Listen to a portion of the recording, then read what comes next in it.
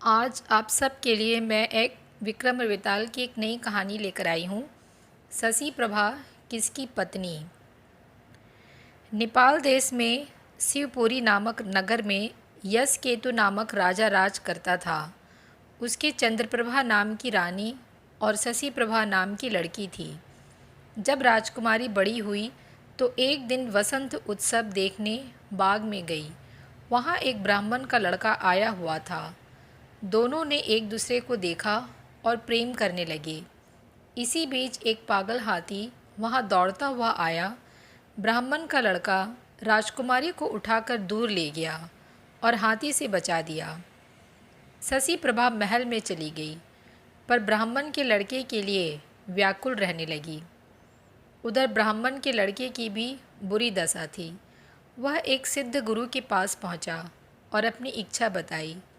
गुरु ने एक योग गुटिका अपने मुंह में रखकर ब्राह्मण का रूप बना लिया और एक गुटिका ब्राह्मण के लड़के के मुंह में रखकर उसे सुंदर लड़की बना दिया और राजा के पास जाकर कहा, मेरा एक ही बेटा है, उसके लिए मैं इस लड़की को लाया था, पर लड़का ना जाने कहाँ चला गया। आप इसे यहाँ रख ले, मैं लड़के को ढूंढने जाता हूँ, मिल जाने पर इसे ले जाऊँगा। सिद्ध गुरु चला गया और लड़की के वेश में ब्राह्मण का लड़का राजकुमारी के पास रहने लगा। धीरे धीरे दोनों में बड़ा प्रेम हो गया। एक दिन राजकुमारी ने कहा, मेरा दिल बड़ा दुखी रहता है।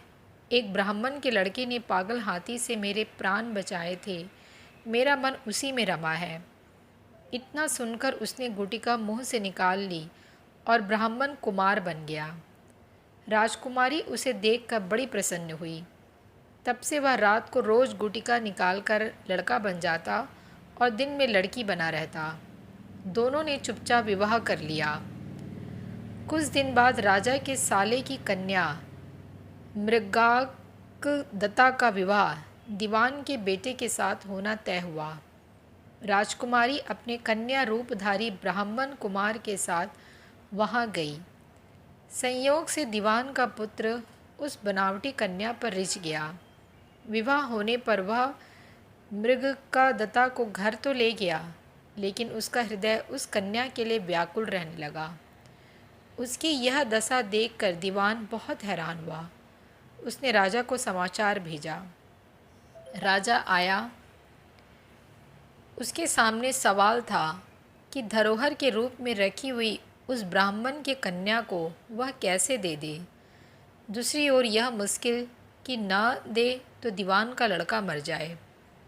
बहुत सोच विचार करने के बाद राजा ने दोनों का विवाह कर दिया।